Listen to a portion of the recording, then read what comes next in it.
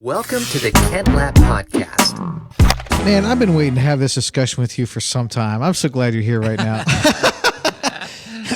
Here's my question. My question is, how did we get here? And by here, I just mean I have seen mature, godly, well-resourced, smart, wise believers lose their shit. I mean, pardon the French. It's just, but I don't know how else to say it exactly. When you have those people that I just described saying, you know, we could go down the list. Well, let me just say this.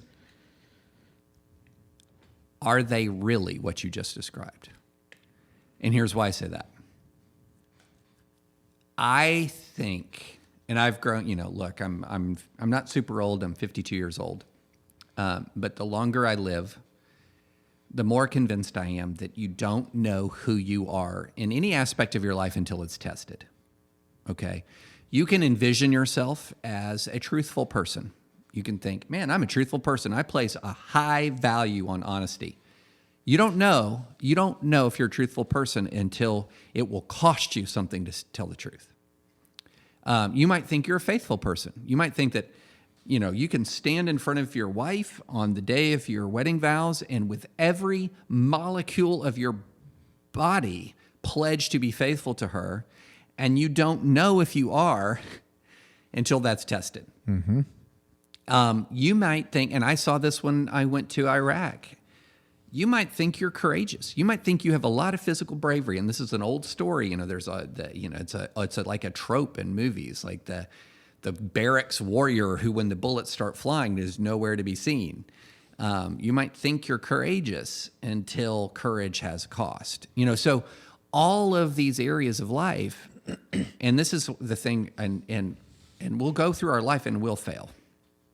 And all that, that just reminds us we need the cross. We need the cross. We need the cross. But my gosh, how many people for so long, and a lot of younger listeners will not realize this, but how many people for so long said the evangelical movement in the United States of America in politics stands for character. In 1998, the Southern Baptist Convention issued a statement called a Resolution on Moral Character in Politicians.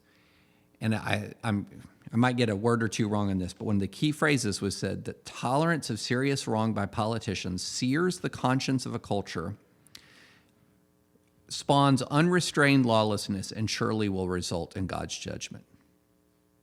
In 1998, and all the Christians, especially the white evangelicals said, yes, exactly. Now, what was going on in 1998? A Democrat was under fire for an affair with with an intern that he lied about under oath. Was there any cost in being a Republican and standing, or being a conservative Republican Christian and standing up for honesty then? All you're going to get is the roar of the crowd. And so people defined themselves around that we stand for character in politicians. Prior to 2015, the segment of Americans who was most likely to say that character mattered in politicians, number one was white evangelicals. By late 2015, early 2016, white evangelicals were the people who were least likely to say character mattered. Did they ever believe character mattered? I'd say no. On politics, were they wise and mature? I would say no. What they were was they were going along with a crowd, and that crowd was virtuous by accident. By accident, okay? And so when it got tough, we saw who a lot of these people really were. And what they were people who grasped for power, who were full of fear, who were full of anger, and when the chips were down, became very cruel. And endorsed cruelty and supported cruelty, looked the other way when cruelty was rampant. And so that's why I say, a lot of people will say, and I'm not talking about like your your average, everyday Jane and Joe who doesn't follow politics closely. They're mainly concerned about like making ends meet and getting their kids to soccer practice, and they watch Fox News and whatever. You know, they live in a life that is filtered through a particular kind of lens. No, I'm talking about the core Christian activist class. Mm-hmm. Were they what you said? I say they weren't. And I agree with that. It's just those aren't even the people I'm necessarily talking about. You said something that I think makes a lot of sense, and I think it was in a video that you said, but it was this idea that part of the rallying around Trump was he was punching people in the mouth who maybe they like to see get punched in the mouth or something like that, which I think makes some sense. That doesn't describe the people I have in mind. The people I have in mind, I would describe them as I did, and they were, you know, I mean, we could go down the list of the things that they were thinking that happened. Like, this ship is coming up not to help the COVID patients, but it's because all these children are going to be let out of the underground of New York City, and they need the ship to help them. When Donald Trump got COVID, he didn't actually have COVID. He was out on a ship judging the Clintons for something that they had done. Oh my gosh! Michelle Obama is potentially a transgender, and multiple times in 2020. Power's about to go out for 10 days, buy all of the bread, go to the stores, get everything you can, okay? And then there's the whole thing around the election, which is that, first of all, the election was stolen, but second of all, January 15th or whenever Inauguration Day is, something's going to happen. Trump's going to kind of rise from the dead, if you will, come back and save the day. That didn't happen. No, something's going to happen in March. David, there are still people right now who thinks that Trump is going to come back and take over the presidency. And listen, these are people that I know. These are people that I respect. And these are people that there's a cost to this. That one of the costs is credibility.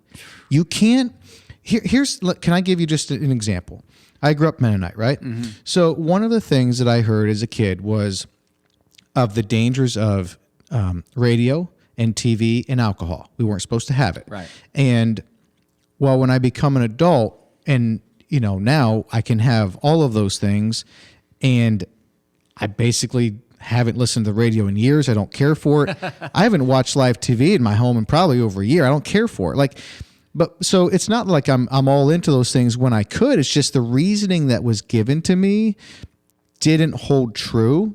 And when I became an adult and realized, what I grew up hearing about radio and TV and alcohol, first of all, I agree with let's not drink a lot of alcohol and let's not watch a ton of TV and let's not listen, sit around listening to the radio all the time. Totally agree with all that. But the reasons for the rules against them, when I became an adult and made my own decisions, I could see that there were some pretty significant holes in the reasoning. And what does that do? That lends to a little bit of a loss of credibility. Mm-hmm. So now these people that I was told some of these things from, now I wonder what else they've told me that might not be true. Right. You see what I mean? And so there is a cost to the Trump crazy. And what I described to you is more of the conspiracy stuff. Yeah. I understand that. And they're interrelated, but they're two separate things. Because you were talking less about the conspiracy stuff. But this is my concern, is I was just talking to a friend who was asking me, when can we go back and ask these people why it didn't happen and what's their thinking now? Because for a long time it was, that didn't happen, but this is going to happen. Yeah. And then that didn't happen, but this is going to happen. And that didn't happen, but this is going to happen. Look, it's basically kind of over now-ish. So when can we go back and revisit these things and figure out what their explanation is now going forward? I mean, this is what I don't understand, is there was something with Trump coming in and the agenda and the talking points and the buzz and whatever. But dude, it had a lot of people losing their minds. Yeah. Yeah. How did that happen? Okay, well, that's you're peeling an onion there. That's many. There are many layers to this. So one, you have a total abdication of moral leadership. So you have a lot of these people who are in a position to resist Trump, who do not, who are completely ineffective at it. So you have a complete abdicate. You have a collapse of like the leader class of not just the Republican Party, but often an awful lot of the spiritual leadership of even mainly white evangelicalism. So people who are drawn to power, people who are quite frankly, have completely turned their backs on many of their principles. So why do they turn their backs? Well, so then what ends up happening is you then communicate to the large number of people that because we're under deep, grave, horrible, terrible threat, desperate times call for desperate measures. So you're ratcheting up the stakes incredibly high.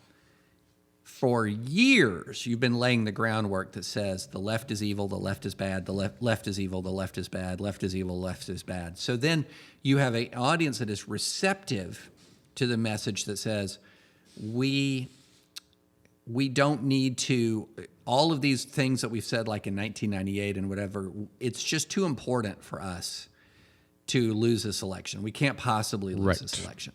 So everything gets turned, to use the phrase from the movie Spinal Tap, everything gets turned to 11. Well, when you're redlining emotion, when you're redlining anger, people are not engaging the rational side of their brains. And then as Trump, if you're paying attention, what Trump basically did is it put you in a position where you kind of had to say, because he demanded such loyalty, it wasn't like you could say, I disagree with, I really, you couldn't publicly come out against every bad thing that he said, or you'd be constantly coming out against things that he said. And then people would be, what are you, a Democrat? What are you giving Democrats ammunition? So you start to get quiet when he does things you don't like. And then when the Democrats overreact or when they do things that are bad, which there were people who made unfair attacks on Trump and there were unfair things said about Trump, you leap to his defense, and it's sort of like the invasion of the body snatchers. It's like little by little, that's an analogy from my colleague Jonah Goldberg, little by little, you go from holding your nose for Trump because it's an emergency to then, because you're surrounding yourself in this cocoon of right-wing media, you're exposed completely to everything bad the left does, constantly to defenses that Trump says are okay, to excuses for Trump. And next thing you know, you start drinking this Kool-Aid. And the thing is, Trump was so deranged, so dishonest, that if you were going to go all in with him, it was going to do something to you. You just can't live in that alternative reality without it doing something to you. Okay. And then I think this is what's happened, is that people went all in with him, and it hurt their spirit.